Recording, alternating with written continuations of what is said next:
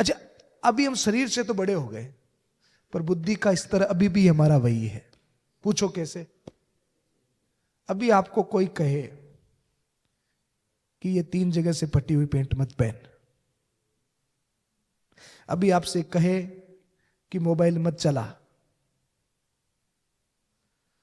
अभी आपसे कोई कहे कि भैया ये अटपटी कटिंगों में कुछ नहीं पड़ा। हाँ, कई के लड़के कटाते हैं ना ऐसे ऐसे, जैसे नाई बीच में सो गया हो, है ना? तो अभी आपसे कोई कहे कि इन अटपटी कटिंगों में, वो कई लड़के ऐसे 3 जगह से फटी हुई पेंट भी पहनते हैं, आप तो नहीं पहनते होंगे मुझे पता है। और मोबाइल तो हमारा ऐसा जीवन का साधन बन गया।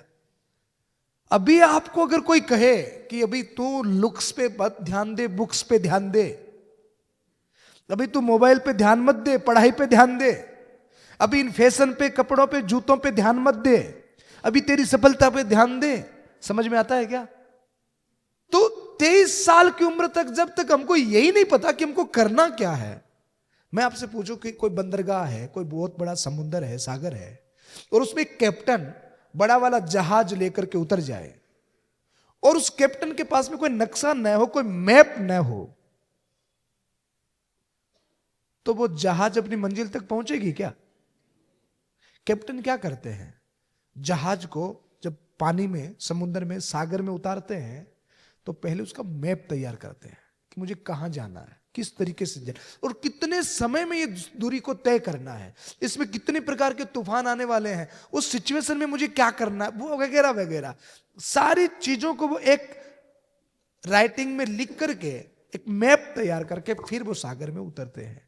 और नतीजा क्या होता है कि जिस मंजिल को उन्होंने चुना, उस मंजिल तक वो पहुंच जाते हैं। और जिसके पास कोई मैप नहीं, कोई नक्शा नहीं, कोई प्लानिंग नहीं, क्या होता है, वो कहीं उस बंदरगाह में खो जाते हैं। कभी रविंद्रनाथ टैगोर के रूप में, कभी विवेकानंद के रूप में मेरा अवतार होता रहता है। तो आप में से ही कोई कृष्ण की शक्ति को लेकर के, राम की शक्ति को लेकर के पैदा हुआ है। बस अपने उस ज्योति को जगाइए, और उसको जगाने का एकमात्र साधन है, अध्यात्म की ज्योति को जगाने का एकमात्र साधन है कि आपको भगवान ने किस लिए भेजा है, और आपके अंदर में वो कौन सा दिव्य गुण है, उसको जगाने का एकमात्र साधन है श्रीमद् भगवत गीता। कृष्ण ने कही, किसको कही? अर्जुन को कही। और इसमें कितने श्लोक हैं?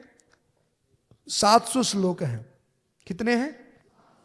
ये 700 श्लोक नहीं है, ये 700 सूत्र है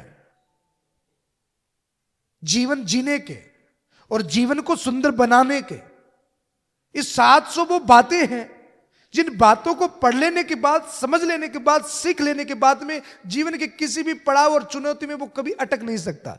जब भी आपके जीवन में कोई ऐसी घड़ी आ जाए कि अब मैं क्या करूं और क्या नहीं करूं, और उस समय अगर आपको गीता के 700 श्लोक हैं, तो आप देखेंगे उन्हीं 700 श्लोकों में से एक श्लोक आपकी आंखों के आगे आकर के खड़ा हो जाएगा और आपको ये कहेगा कि तू अब ये कर, तब तुझे तकलीफ नहीं होगी, तुझे कष्ट नहीं होगा।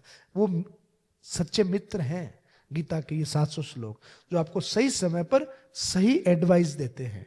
तो मैं आपसे निवेदन करूंगा कि अपना समय ज्यादा स्टडी को दीजिए, बुरी चीजों से बचिए, अपने आप को थोड़ा सा जागृत करिए, मोटिवेट करिए, और कम से कम 20-25 मिनट भगवत गीता का रोज अध्ययन करिए।